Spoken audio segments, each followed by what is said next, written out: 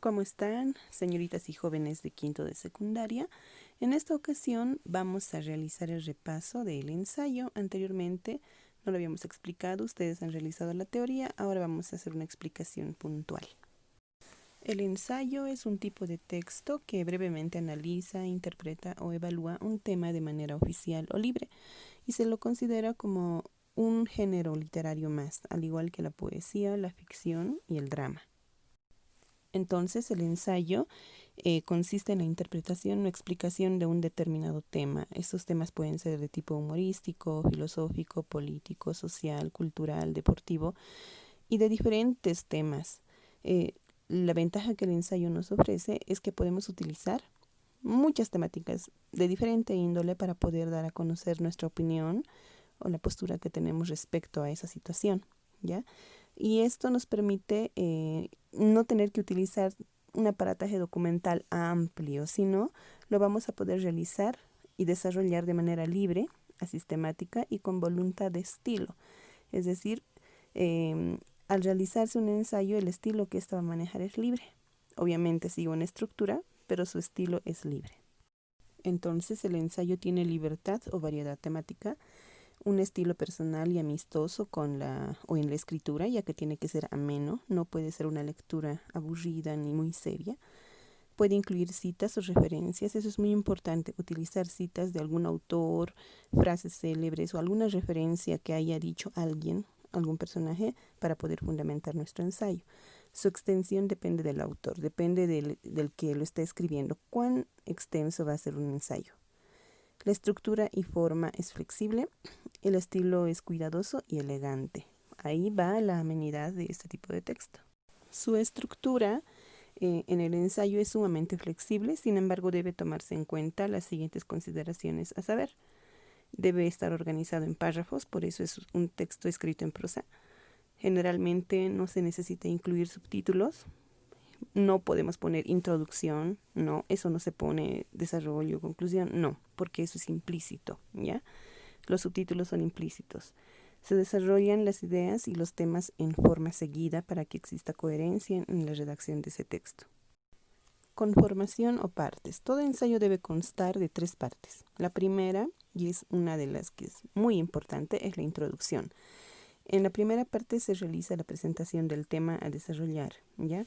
En esta introducción vamos a presentar la situación que vamos a dar a conocer y también en esta parte, en este párrafo, se escribe la tesis.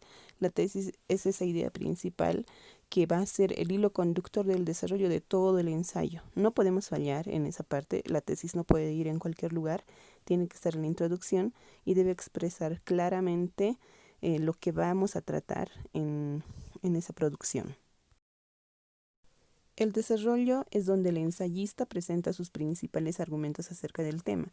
En esta parte lo que hace el escritor o ensayista es defender su tesis, ya fundamentar el por qué plantea esa tesis, por qué plantea esa idea principal de ese tema. En esta parte se utilizan las citas textuales de diferentes autores que ya han sido creados, pero no debemos copiar todo un texto, solamente citas, las citas son cortas.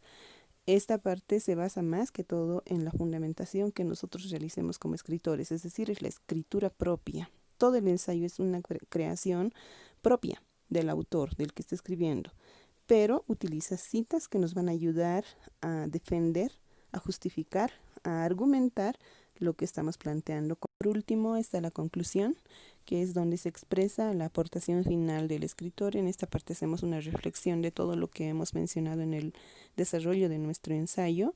Hay diferentes formas de cerrar un ensayo.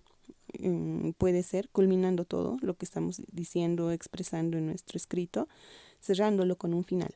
O podemos terminar con una pregunta abierta, ¿ya? Eso es muy interesante porque permite que el lector pueda responderse a sí mismo de acuerdo a la crítica que éste realice, ¿ya? Ahí estamos interactuando con el lector y no solamente le estamos dando a conocer nuestra postura o nuestra opinión. ¿Qué pasos debo seguir para hacer un ensayo? Estos son los siguientes. El primer paso es seleccionar un tema conocido y de tu interés. No podemos hacer de un tema que no conozcamos, sino debe ser un tema que nos guste, que conozcamos, del cual querramos hablar, escribir y dar a conocer nuestra postura, nuestra opinión o lo que pensamos. Primer paso, seleccionar un tema. Identifique el punto de vista a desarrollar. Como había mencionado anteriormente, vamos a escoger un tema.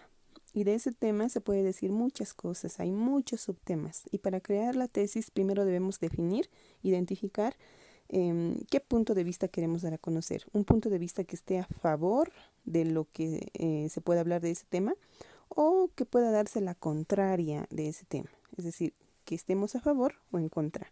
¿Ya? Ese es el segundo paso.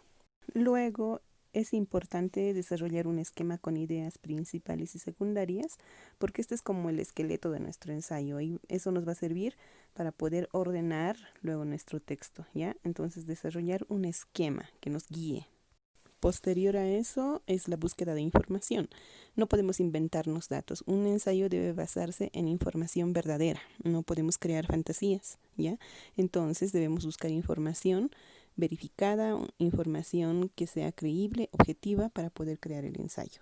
Seguimos con la organización de nuestra información, de todo lo que ya hemos armado, para poder llegar luego a la lógica en el ensayo. La lógica en el ensayo es importante y no es tan difícil, sino se basa principalmente en la organización de lo que vamos a presentar para lograr convencer al lector. Entonces debe haber un orden coherente de lo que estamos diciendo. Empezar con una presentación en la introducción, desarrollar esa tesis que hemos presentado y cerrar nuestra expresión, nuestro escrito, con una determinada postura, con una determinada reflexión para el lector.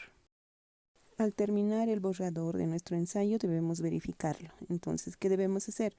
Verificar si el escrito tiene coherencia, si se entiende, si las ideas se presentan de forma clara, la secuencia lógica de las ideas, el orden que tiene que tener. La revisión de la ortografía es muy importante, la puntuación y la acentuación en el texto. Cita todas las fuentes que indique para evitar el plagio, identificar el vocabulario relacionado con el tema y los siguientes puntos para mejorar nuestra presentación.